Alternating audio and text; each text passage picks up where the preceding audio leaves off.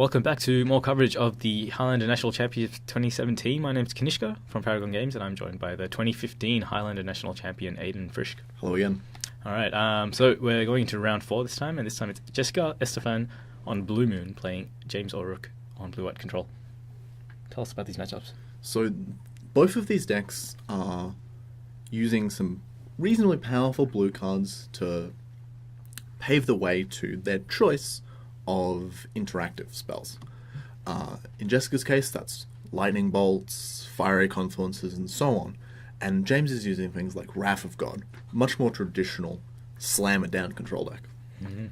Jessica, however, is using the Full Moon package, which allows her to turn all non-basic lands into mountains. Okay. This very potent form of disruption allows her to pave the way for the Splinter Twin combo, using Kiki Jiki or Twin with Deceiver Exorc or Pestamite to make an unlimited number of attackers, and the Time Bolt combo, using Key as well as other means of untapping to take extra turns. Okay. James is using as his major form of winning the game Gifts Ungiven to reanimate some very powerful creatures like Elish Norn. Okay. All right, so control the deck, find your win cons, play them and win the game. Basically. Okay. All right. So let's jump into the match now. Okay. Yeah, so again, both players will just be looking for early interaction. Certainly. At this point. Yep. They both have a good selection of cards to trade resources in the early game and try and interact with what their opponent is doing. All right. Yeah, because Jessica's got a pretty great looking playmat there. As does James, though. Oh, he does too. Very impressive, rather than the normal Paragon overlay that we have. Right. They're really showing us up here. Yeah, I know, right?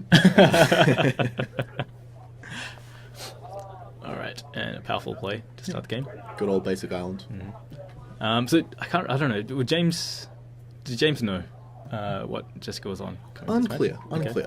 Was it basic or two basic islands? Two basic islands gives a very strong impression that this is going to be Blue Moon. Okay. It is a very powerful strategy that has had a lot of success at the Highlander national stage, and especially now showing the red mana really sort of nails in the coffin about what's going to be played. Yep. All right, and how's James's deck? He's two colors. He is two colors. Okay? He's playing a blue-white strategy. Blood Moon is reasonably potent, especially because he has already got some dual lands in play. Yeah. But he plays a back to basics of his own, so he's clearly not entirely averse to turning off the non-basic lands. Okay. All right, and that was a Pestamite. A quick Pestamite from Jessica, which he uses, or James responds with a Swords to Plowshares to exile it. Okay. Pestamite and Deceiver Exarch, despite their rather underwhelming bodies, are very threatening cards in this matchup, because with the combination of Pestamite and Deceiver Exarch with Splinter Twin or Kiki Jiki, the game can end very quickly. So he's really very interested in getting rid of that threat as fast as possible. Yeah, and a turn 3 Pestamite, that must get I'd be concerned. So, seeing something like that come down. It also lets him use his mana more effectively, because Jessica's was playing it in a very tempo-oriented fashion, just to tap down his white source in his upkeep. Right. This Vidalcan Shackles that Jessica has in play is perhaps not as well oriented in this matchup as it can be in others, since James's creatures are either Elish Norn sized, although Elish Norn itself is not that resilient to a Shackles for only 4 power, or utility based, so he wouldn't be too upset about them getting taken. Okay. But he's able to resolve a Jace the Mind Sculptor, which, given that Jessica hasn't got a way of quickly winning the game in right now, would have been pretty good. But this Tezzeret the Seeker immediately reframes the situation.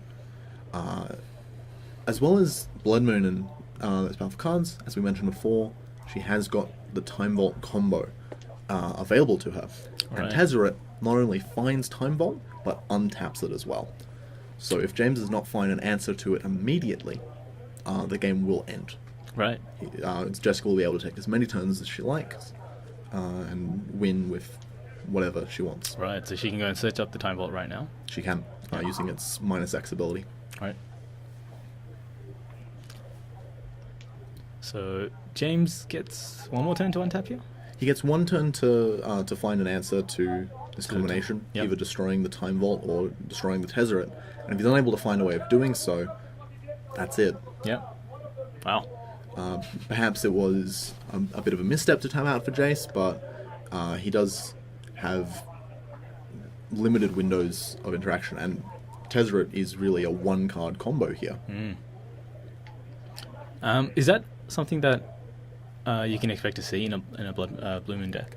It is a little bit out of vogue. Okay. The really combo-oriented Blue Moon deck isn't amazingly popular. The common thread seems to be just using the mid-rangey blue-red spells to take advantage and just having more interaction, having more ways to deal with opposing threats. But Jessica's using both of the commonly used combos of Time Vault and Splinter Twin, because they do interact fairly favourably. Yeah. You can use your twin creatures to untap a Time Vault in a pinch. Right. And even though the Splinter Twins themselves don't work favourably with Time Vault, you can sometimes just give your opponent an extra turn to take 2 turns in a row, Right. to cast a Splinter Twin on a creature which didn't have haste, Yep.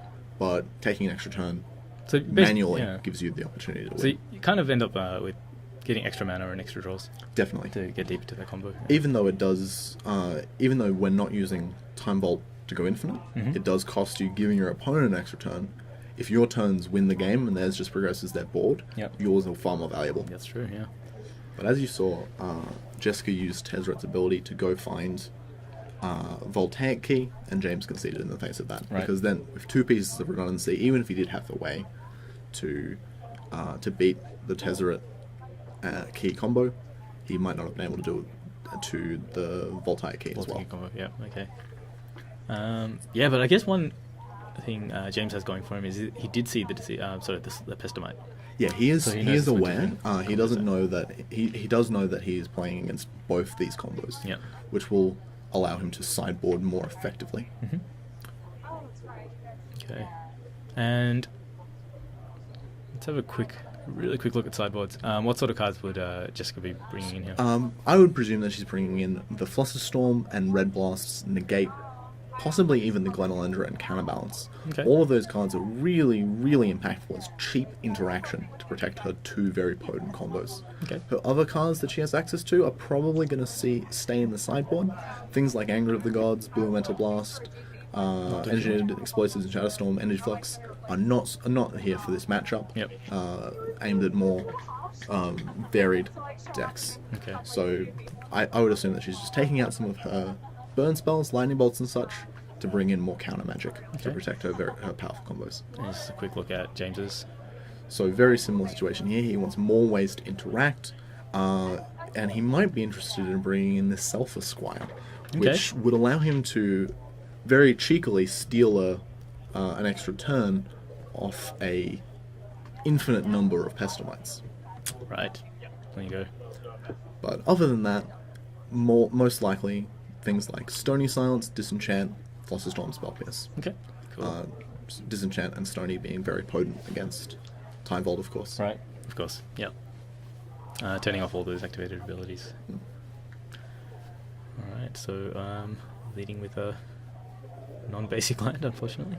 Yeah, you got to do what you got to do. So one of the reasons that Blood Moon and Co are so powerful in Highlander is that even when you're playing a 2-color deck, there's going to be draws where you just have a lot of non-basic duels.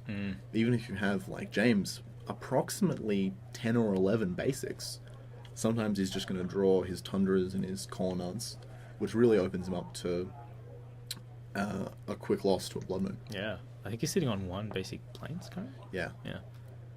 So casting the Impulse at the end of Jessica's turn, a fairly easy thing to open up engagements with, and I'm sure that he is reasonably happy to get a spell snare out of that. Yeah. Okay, he's found another basic. 5 lands.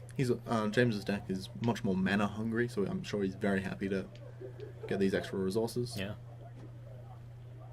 And I guess that getting 2 basics of his colours is going to help him cast his spells, even if that Blood Moon does come Certainly. down. Yeah. And as you can see in his hand, he has both a Disenchant and a Spell Pierce, Okay. which gives him reasonable security against the Time Vault side of the combo.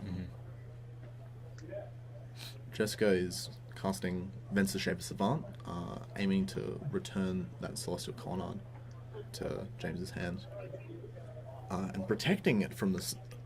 We're having a big fight here over this Venser by looks of things. So, Swords to Plowshares and 2 Mental Missteps exchanged to protect this Venser. Okay. So using the Eldrazi... And a Force of Will. Oh wow, it's not over. And there's more. There's more. We've Okay. had a massive fight over this. And Venser is indeed exiled. Yeah. There you go. James certainly seems to have come out on top in this exchange. Since Jessica's on... Okay, yep. Yeah, Jessica's expended a whole bunch of resources. But drawing that Tezzeret means that she's once again threatening a very, very quick end to the game. Yeah.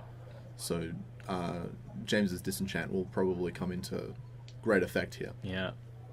So I'm unsure if Jessica had that already and if she was quite happy to fight over all the counter magic. Although it looks like she's actually just going to get a 1-mana spell. Okay. Getting a Voltaic key rather than a Time Vault. Maybe she's already got the Time Vault in hand? Possibly. Okay.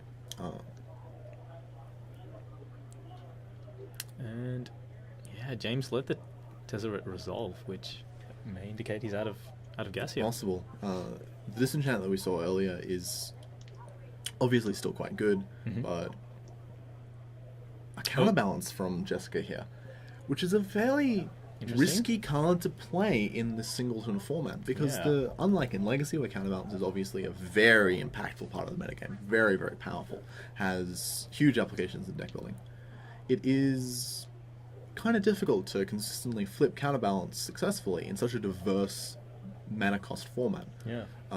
As you can see from the cards that have been in play, you can really just do all sorts of things in Highlander. Yep. So Jessica's going to get the Sensei's Divining Top with that key. It's going to work fairly well with the counterbalance. Yeah. Having that ability to really lock out a lot of the spells that James can cast, and also a very useful way of getting some extra card advantage to recoup from that big fight that she lost over that Venser, losing the Force of Will and all of the Mental Missteps and that extra blue cards. Yep. Because she can tap the top, untap it with key, tap it again to draw 2 cards, one of which is the top.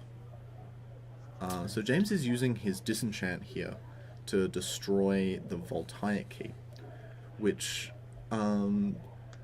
perhaps in respect to the combination that she can use with the Sense of Divining Top even before the Time Vault is here, but unfortunately for him, she had the Time Vault in hand, and he's able to now take advantage of his shields being down. Yep. And that would do it. That's the end of the game. Okay, so... Unfortunately for James, these really quick and potent combo starts from Jessica, his cards that he had in hand just did not match up well against them. Yeah. Didn't have the means to prevent Tezzeret from taking over. Yeah. And he definitely fought through it, and it was a pretty... He certainly fought valiantly, but the sideboard cards that he had access to just weren't quite enough to deal with the potency of Jessica's hand. Yeah. Especially given that she was able to really fight over anything that she felt was relevant. Yeah. Okay. Well, that was fun to watch. There was some interesting lines and certainly fights there as well. But yeah, Jessica took it down there. Thanks, Aidan. We'll take a break now and be back with some more soon.